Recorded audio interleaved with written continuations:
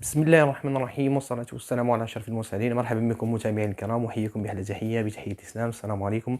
وجئناكم بهذا الفيديو الذي بإذن الله سوف نتحدث فيه حول الدالة الخطية. واضح؟ الدالة الخطية، وهي مهمة جدا خاصة في امتحان شهادة التعليم المتوسط. الدالة الخطية، تابعوا معي جيدا، كل دالة تكتب على الشكل مثلا f لx تساوي عدد a في x هي دالة خطية. واضح؟ حيث a عدد حقيقي،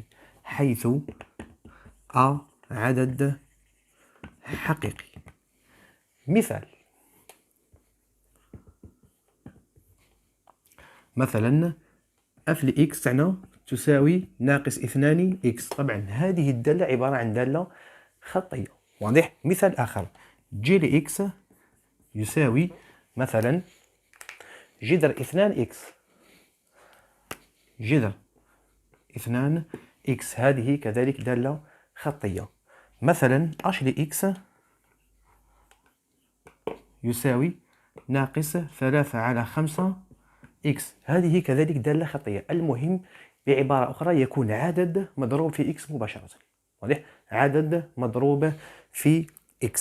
كما تلاحظون هذه الأمثلة. مثلا في الدالة الخطية توجد عدة أسئلة. مثلا أحسب صور الأعداد. مثلا يقول لي يعطيني دالة خطية ويقول لي أحسب صور الأعداد ويعطيني الأعداد. هو مثلا يقول لي لتكن الدالة الخطية f حيث f لx يساوي 5x، يقول لي أحسب صور الأعداد. واضح؟ ويعطيني 0 5 ناقص 2 مثلا ناقص 1 3 مثلا و1. هنا الأمر بسيط جدا. كيف نقوم بالحساب؟ بكل بساطة نهز مثلا 0 ونهز ونعوضو هنا. إذا تصبح f لصفر f بلس x واش نحط 0. f لصفر ماذا تساوي؟ تساوي ماذا؟ 5 في 0 وتساوي 0. إذا صورة العدد 0 بالدالة f هي، واضح؟ صورة العدد 0 بالدالة f هي 0. نزيد مثلا f ل5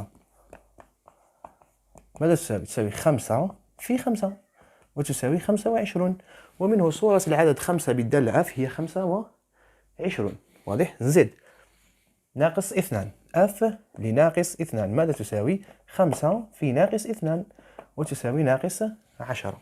5 في ناقص 2 تعطيني بكل بساطة 10 ناقص 10 عفوا.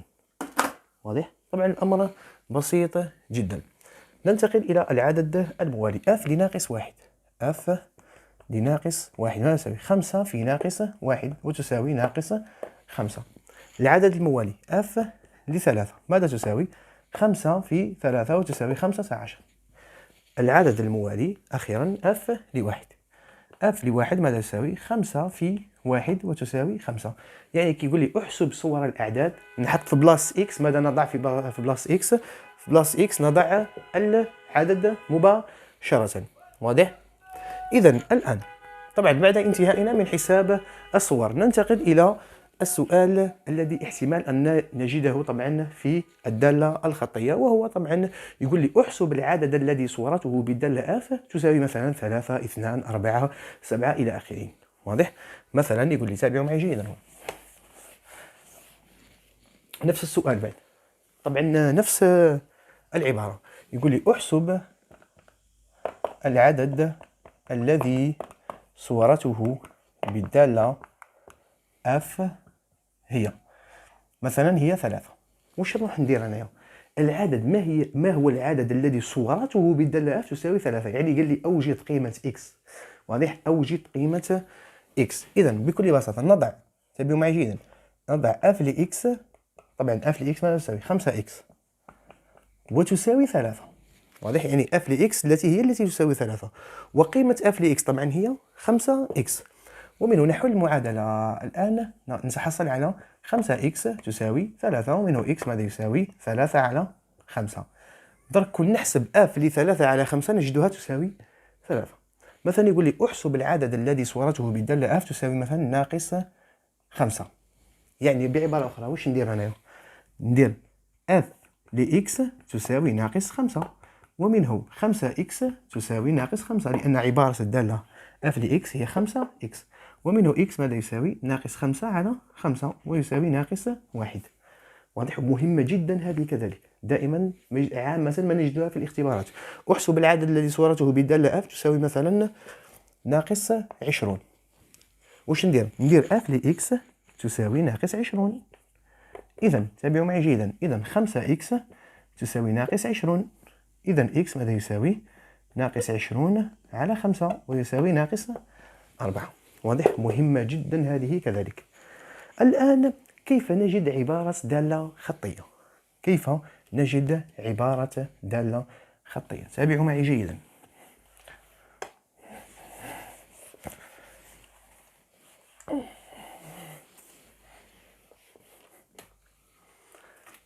كيفية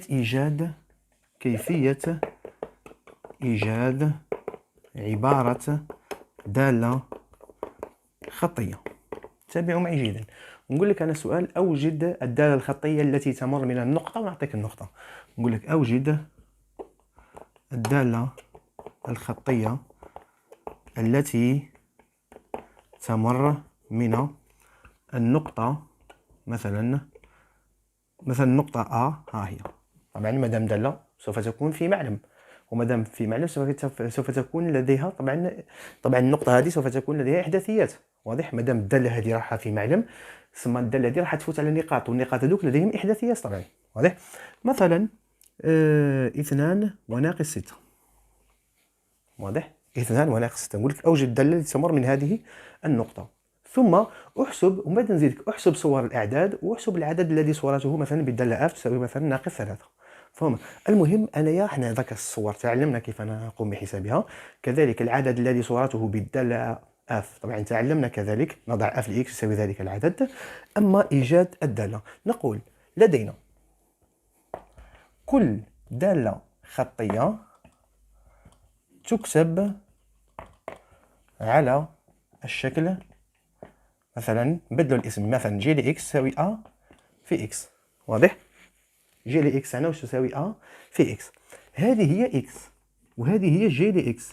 فهمت؟ بالتعويض نجد جي لي اكس كم يساوي؟ ناقص 6 تساوي ماذا؟ a العدد a في x. في x كم؟ 2. إذا a ماذا يساوي؟ ناقص 6 على 2، وناقص 6 على 2 ماذا يساوي؟ ناقص 3. حيث هذا وش هو؟ هو معامل الدالة الخطية، ولا معامل التوجيه، ولا الميل. نسميه معامل الدالة الخطية، ولا نسميه معامل التوجيه، ولا نسميه الميل. واضح؟ في الثلاثة الأسامي هادو صحاح، حنا تقريبا نعتمدوا على هادو الزوج فقط. حتى العام الجاي نعتمدوا على الميل، نسميوه الميل. واضح؟ ميل المستقيم. دائما هو ميل المستقيم. خلاص كي نلقى انايا خلص التمرين. اذا جي لي اكس هنا واش تساوي؟ الذي هو ناقص 3 في اكس. كي نلقى العبارة يجيني يقول لي احسب صور الأعداد، مثلا 3 ناقص 3 وصفر. احسب صور الأعداد 3 ناقص 3 وصفر. نجي نحسب أنا جي لي 3 ماذا تساوي؟ ناقص 3 في 3. واضح؟ وتساوي ناقص 9. نزيد جي لي ناقص 3 ماذا تساوي؟ ناقص 3 في ناقص 3. ناقص 3 في ناقص 3 تساوي 9. جي لي صفر ماذا تساوي؟ طبعا تساوي ناقص 3 في صفر وتساوي صفر. كما تلاحظون الدالة الخطية دائما تمر من مبدأ المعلم. واضح؟ دائما تمر من مبدأ المعلم. مثلا نذهب إلى تمثيل دالة خطية. تابعوا معي جيدا هنا. تمثيل دالة خطية. الدالة الخطية دائما تمر من مركز المعلم الذي هو طبعا النقطة O. وتمثيل دالة خطية مهم جدا. هما تمثيل دالة خطية راهو مهم جدا. مثلا نبداو بأسهل الدوال. تابعوا معي جيدا. نبداو رايحين للمثلون، نمدو 3 دوال ونمثلوهم. الدالة الأولى تابعوا معي جيدا، اف لإكس مثلا تساوي ناقص 3 إكس. الدالة الثانية جي لإكس تساوي 1 على 2 إكس. الدالة الثالثة مثلا ك لإكس تساوي مثلا مثلا 2 إكس مثلا. واضح؟ نبدأ بالدالة الأولى، تابعوا معي جيدا. أولا يجب علينا إنشاء جدول بسيط، جدول مساعد. نبدأ بالدالة اف، تمثيل الدالة اف. شوفوا لرسم أي مستقيم، هذا عبارة عن مستقيم. واضح؟ لرسم أي مستقيم يجب علينا أن نجد نقطتان. واضح؟ نقطتان، زوج نقط. تابعوا معي جيدا هنا. كما تعلمون أن اف لإكس دائما هو إيكغيك. هنايا إكس وهنايا اف لإكس، طبعا الذي يساوي إيكغيك. واضح؟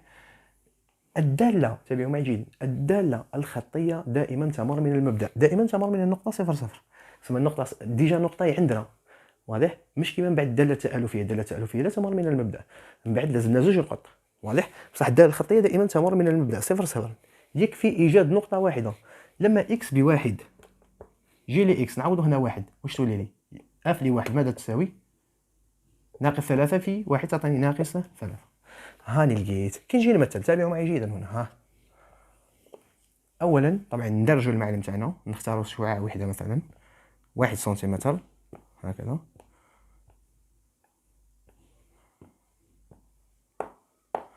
طبعا ها هو مركز المعلم. عندنا 0 0 وعندنا 1 وناقص 3، 1 وناقص 1 ناقص 2 ناقص 3. واضح؟ ويجي المنحنى تاعنا هكا هكذا، ونكتب حداها اف لي اكس. طبعا هذه اف لي اكس، نعم اف لي اكس تساوي ناقص 3 اكس بكل بساطه. عندي النقطه 0 0 والنقطه الثانيه هي 1 وناقص 3. 1 وناقص 3 كما تلاحظون، هاي ناقص 1 ناقص 2 ناقص 3. نجي للداله الثانيه، جي لي اكس تساوي 1 على 2 اكس. هنا الامر سهل جدا. اذا تمثيل الداله جي، نديروا جدول بعد اكس وجي لي اكس. طبعا الداله جي لي اكس تمر دائما، بما انها داله خطيه فهي تمر من النقطه 0 0. نبحث عن النقطه الثانيه فقط. النقطه الثانيه مثلا لما اكس نعوضوا كما نحبوا، لما مثلا اكس ب2 جي لي اكس تعوضوا 2 هنا تولي جي لي 2 واش تساوي؟ تساوي 1 على 2 في 2 وتساوي 2 على 2 تساوي 1. اذا تساوي 1. ثم الداله جي لي اكس تفوت من النقطه 0 0 ها هي. والنقطه الثانيه كم؟ لما اكس ب2 اف لي اكس جي لي اكس بواحد. واضح؟ لما اكس ب2 جي لي اكس تساوي 1. لما اكس ب2 جي لي اكس ماذا تساوي؟ 1. ها هي النقطة الثانية. كي نلقى النقطة الثانية طبعا الآن نقوم بالرسم. الرسم بسيط للغاية كما تلاحظون. نصل فقط بين هذه النقطة ومن بعد نسمي جي لي اكس تساوي كم؟ أين هي؟ 1 على 2 اكس. 1 على 2 اكس. ننتقل الى الداله الاخيره كالي اكس، بنفس الشيء بنفس الطريقه بعد. تمثيل كالي اكس، عندي اكس وكالي اكس دائما تمر من 0 0. واضح؟ النقطه الثانيه مثلا لما اكس بواحد كالي اكس نعوضوا واحد. اين هي كالي اكس؟ هاي نعوضوا بواحد تعطيني 2. لما اكس بوحده بواحد الاخرى ب2 ها هي. واضح؟ ثم بعدها ناتي بالمسطره ونقوم بالرسم هكذا ونسميها ك لإكس ماذا تساوي 2 إكس بكل بساطة. تمثيل دالة خطية بسيط جدا، لأن الدالة الخطية دائما تمر من النقطة 0 0. واضح؟ طبعا لدينا تمارين سوف نأتي عليها إن شاء الله.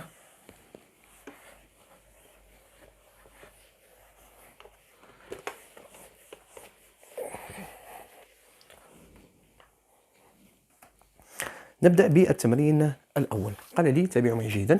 لتكن الدالة اف دالة خطية بحيث اف لإكس تساوي 3 على 2 إكس. واضح؟ التمرين الأول اف لإكس تساوي 3 على 2 إكس. قال لي ما هو معامل الدالة الخطية اف؟ معامل الدالة الخطية اف هو 3 على 2. واضح؟ معامل الدالة الخطية هو أ. وأف لإكس تكتب على شكل أكس، حيث يساوي 3 على 2. قال لي احسب أف لناقص 2 وأف ل4. أف لناقص 2 ماذا تساوي؟ تساوي 3 على 2 في ناقص 2، وتساوي 3 في ناقص 2 تعطيني ناقص 6 على 2 وتساوي ناقص 3. هذه أف لناقص 2. ننتقل إلى أف ل4. أف ل4 ماذا تساوي؟ 3 على 2 في 4 وتساوي 3 في 4 تعطيني 12 على 2 وتساوي 6. قال لي أنشئ التمثيل البياني للدالة أف. تمثيل البياني للدالة أف. واضح؟ أنا عندي أف لناقص 2 تساوي كم؟ أف لناقص 2 ماذا تساوي؟ ناقص 3.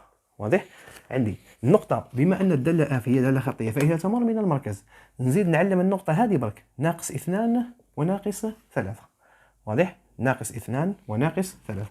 طبعا كما تلاحظون ناقص 1 ناقص 2 وناقص 3. ها هي. طبعا هنا ناقص 1 ناقص 2 ناقص 3. ها هي. هنا ناقص 3 وهنا ناقص 2. أف لناقص 2 يساوي ناقص 3 ونرسم الدالة تاعنا. ها بكل بساطة. ونكتب أف لإكس تساوي ماذا؟ 3 على 2 إكس. واضح؟ طبعا الأمر بسيط جدا كما تلاحظون. ننتقل إلى التمرين الثاني. تابعوا معي جيدا في التمرين الثاني. قال لي أف دالة خطية بحيث أف دالة خطية بحيث واش عطاني؟ عطاني باللي أف ل2 تساوي 6. أف ل2 تساوي 6. قال لي حدد أف لإكس، يعني أوجد أف لإكس. إيجاد عبارة أف لإكس. قلنا نحن كل دالة خطية تكتب على الشكل أف لإكس ماذا تساوي؟ أ في إكس. واضح؟ إذا عندي أف ل2 تساوي 6، يعني لما إكس يساوي 2 نجد أف لإكس أف ل2 ماذا تساوي؟ 6. واضح؟ بعبارة أخرى أف لإكس تساوي 6. خلاص بالتعويض نجد أف لإكس ماذا تساوي؟ 6. 6 تساوي أ. واضح؟ طبعا هنا همنا الوحيد إيجاد معامل الدالة الخطية. واضح؟ أ في 2 ومنه أ ماذا يساوي؟ 6 على 2 ويساوي 3. خلاص التمرين. ومنه عبارة أف لإكس تساوي 3 إكس. كي نلقى عبارة أف لإكس خلاص نحيت عليا جميع الهموم. قال لي احسب أف ل 0.5 وأف ل3 ثم مثل الدالة أف. واضح؟ أف ل 0.5 أف ل 0.5 ماذا تساوي؟ 3 في 0.5. وكما تعلمون عندما نضرب عدد في 0.5 نقسم هذا العدد على 2. إذا ماذا تساوي؟ 1.5 أو 3 على 2. واضح؟ وكذلك قال لي احسب أف ل3. أف ل3 ماذا تساوي؟ 3 في 3 وتساوي 9. أما التمثيل طبعا أف لإكس ماذا تساوي؟ 3 إكس. التمثيل البياني بسيط جدا، تابعوا معي جيدا. عندي أنايا إكس وأف لإكس. واضح؟ تابعون نرسم هنا نعيد ورقة.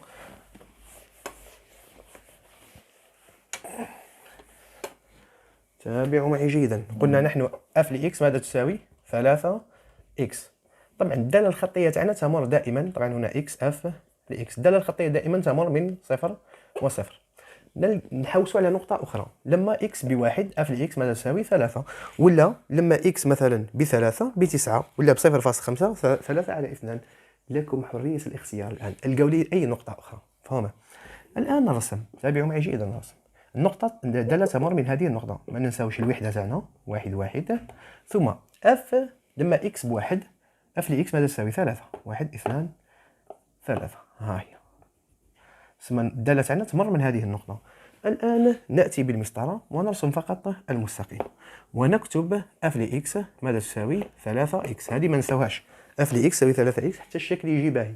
مفهومة؟ هذا فيما يخص التمرين الثاني. التمرين الثالث أهم من هذه التمارين في زوج، وهو تمرين رائع جدا اخترته لكم. تابعوا معي جيدا كيف نقوم بحل هذا التمرين.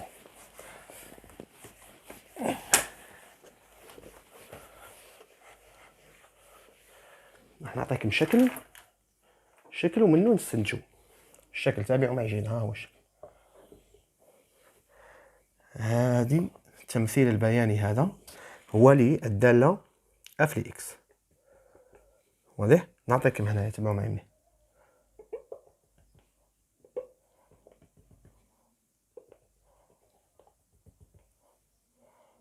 كذلك هكذا. طبعا شكل تقريبي فقط. واضح؟ مثلا هنا طبعا 0.5 1.5. مثلا هنا 1 2 3. هنا ناقص 1 ناقص 2 ناقص 3.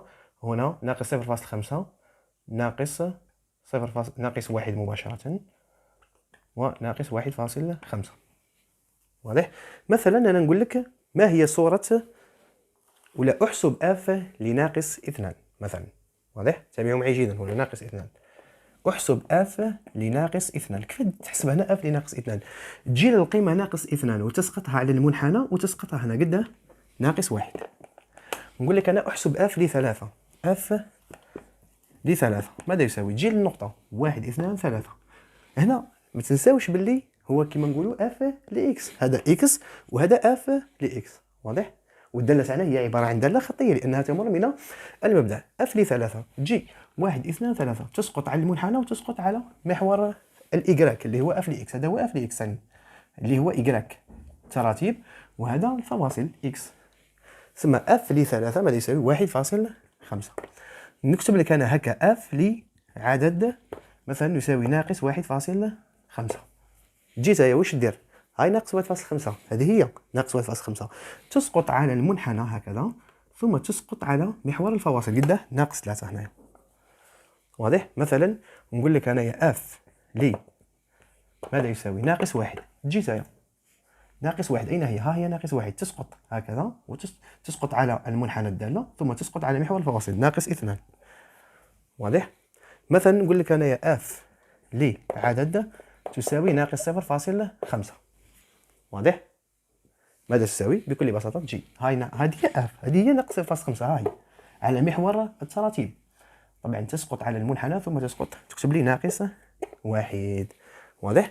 نقول لك انا من بعد واش هي؟ نقول لك اوجد عبارة الدالة اف. اوجد عبارة الدالة اف بسيطة جدا، من هذه ولا من هذه ولا من هذه ولا من هذه ولا من هذه كامل يعطيوني عبارة الدالة اف. مفهومة؟ الامر سهل وبسيط جدا. الان مثلا نختار الاولى. تابعوا معي جيدا. هنا نختار الاولى. عندي اف لناقص 2 تساوي ناقص 1. عندي تبعوا معايا اف لاكس هنا تكتب على شكل عدد ا في اكس.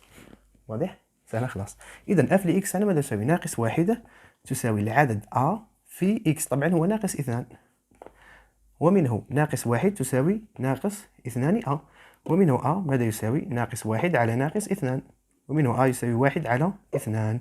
اذا اف لاكس هنا ماذا تساوي بكل بساطة؟ 1 على 2 اكس. بسيطة للغاية. واضح؟ إذا هذا فيما يخص جميع حالات الدالة الخطية، وبإذن الله سوف نأتي على الدالة التألفية بنفس الكيفية بإذن الله. سوف نضع لها فيديو شامل جدا من أولها إلى آخرها. لذلك لا تنسوا الاشتراك في القناة ليصلكم كل جديد، ولكن لا تنسوا كذلك الإعجاب بالفيديو. جزاكم الله ألف خير، ولا تنسون من صالح دعائكم. والسلام عليكم ورحمة الله تعالى وبركاته.